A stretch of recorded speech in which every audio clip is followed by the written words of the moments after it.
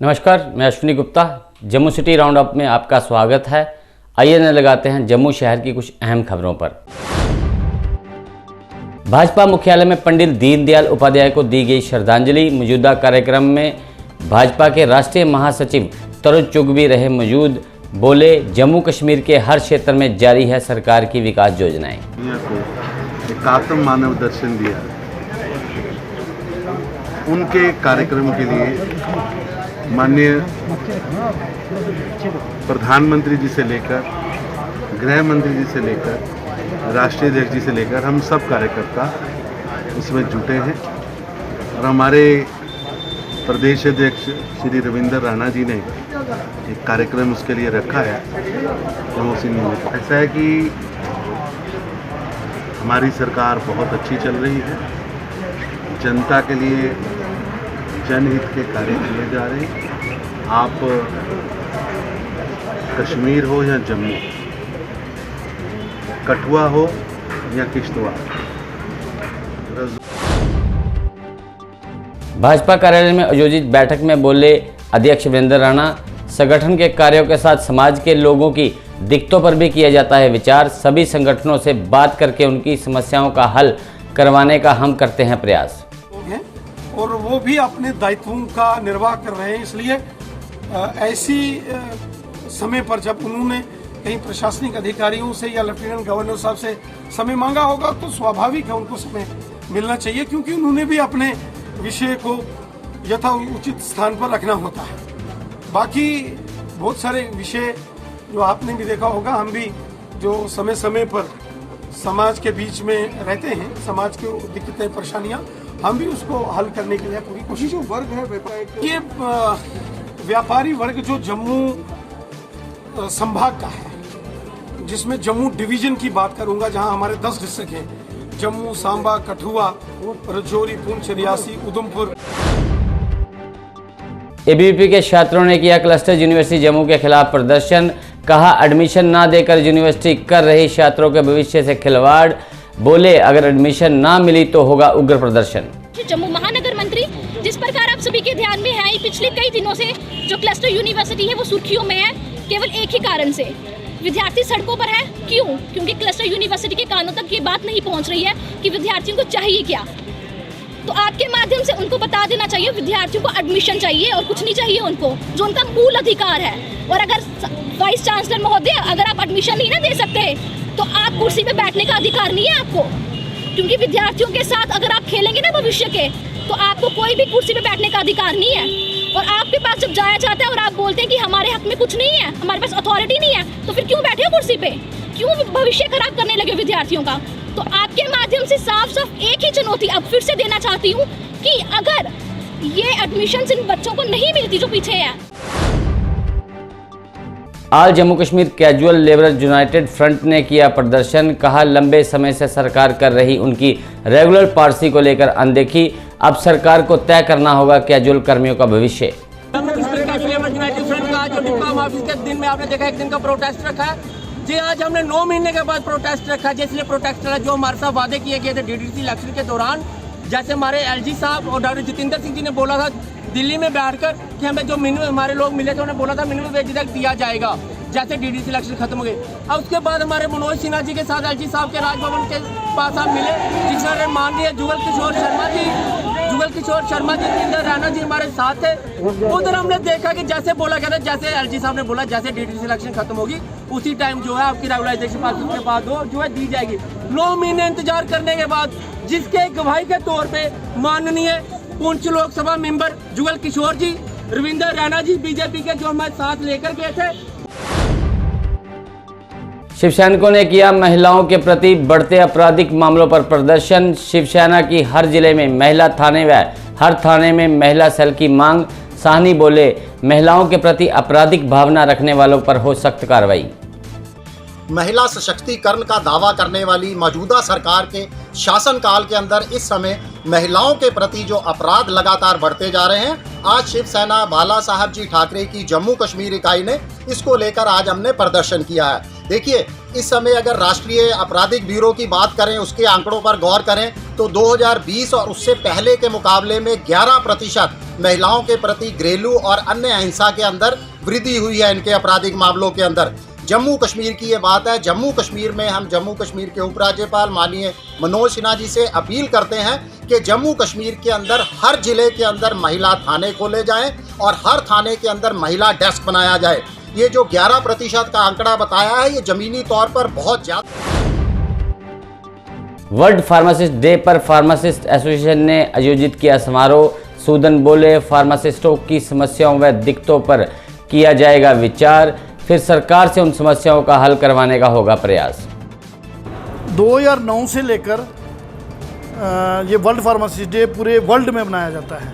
तुर्की से ये शुरू हुआ था और आज हम हर साल मनाते हैं। हर साल इसका अलग थीम होता है। इसका इस बार का थीम है कि trust in the pharmacy in your health. तो उसमें ये कि जो हमारी जो लोग हैं कितना काम करते हैं, अकाउंटेबिलिटी क्या है, कि अच्छे तरीके से काम करना चाहिए, फार्मासिस्ट का क्या रोल है। फार्मासिस्ट डॉक्टर के बाद अगर वो फार्मासिस्ट है, मेडिसिन का वो सारा सिस्टम जो है, चाहे वो मैन्युफैक्चर करता है, चाहे उसकी डोजेस फिक्स करता है, चाहे वो उसको इंडक्ट करता है, फार्मासिस्ट का ही मेन रोल है। तो हम ये फार्मासिस्ट डे बनाते हैं। ये आज से नहीं, 2009 से मनाए जाते हैं। हिंदुस्तान तुर्की में एक जगह है, वहाँ से इंडियन फार्मासिस्ट ऑर्गेनाइजेशन है, वहाँ से हम शुरू किया। डेडवुड एम्प्लॉइज की पहचान करने का सरकारी फरमान जारी। हर्षदेव बोले, इस फरमान से छोटे मुलाजिमों पर गिरेगी गाज, बड़े बाबू तो पहले की तरह ही करते रहेंगे मौज। कि जो डेडवुड एम्प्लॉइज हैं उनको आइडेंटिफाई किया जाए ताकि उनको बर्खास्त किया जा सके।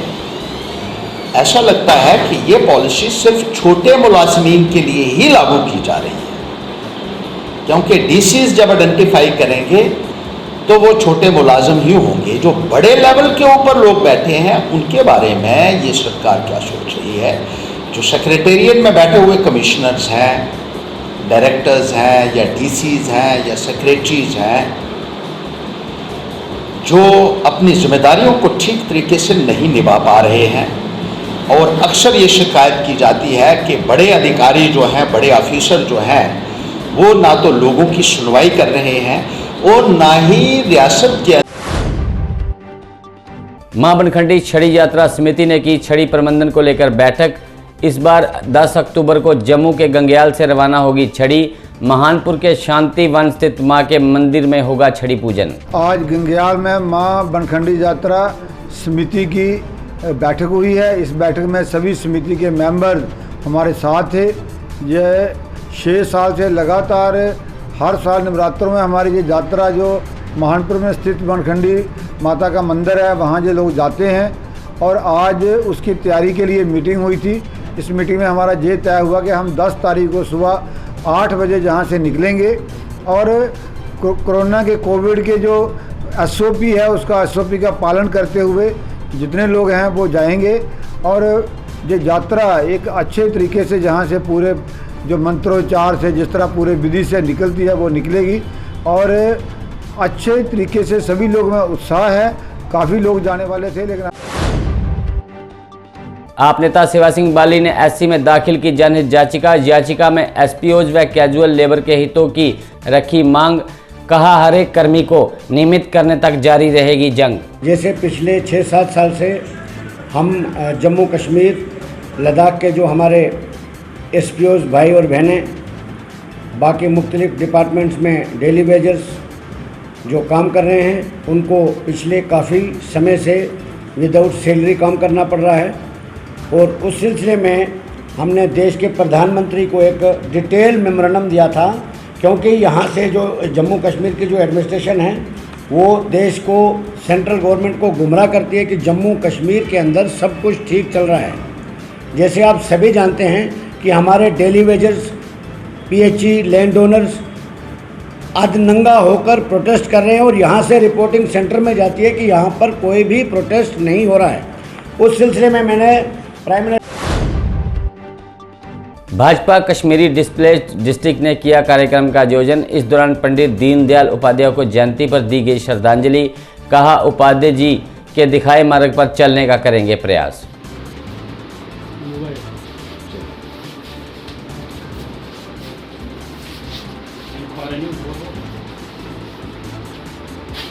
आज 25 सितंबर को पंडित दीनदयाल उपाध्याय जी की जयंती भारतीय जनता पार्टी पूरे देश में मनाने जा रहे हैं। और पंडित जी का एक नारा था अंत्योदय।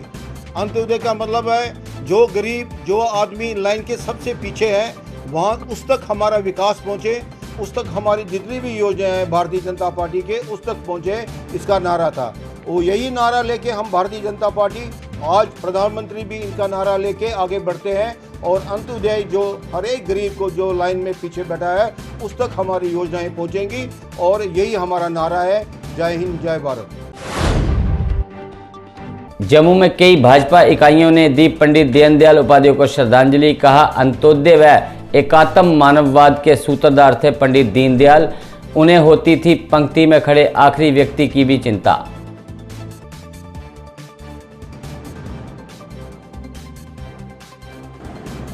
भारत माता की जय। पंडित दीनदयाल उपाध्याय विजन के बारे में मुझे कैसे सोचना है उसके बारे में भी इंटीग्रल, थोड़े से अंतराल में, लेकिन एक बड़े अंग्रेजों से आजाद हुए उससे पहले यहाँ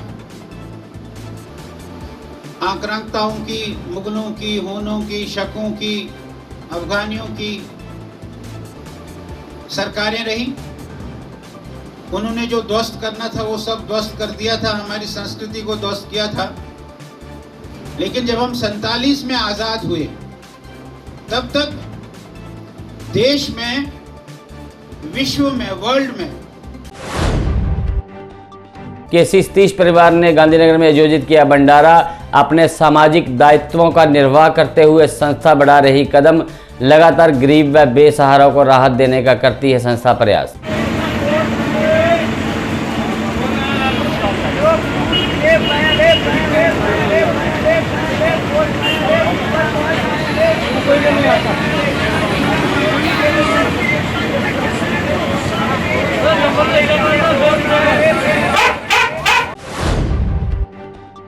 तो अब तक की खबरों में इतना ही।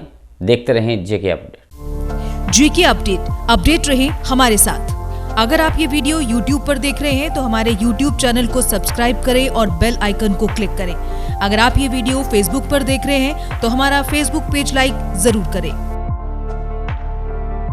For advertisement please contact 7051091811।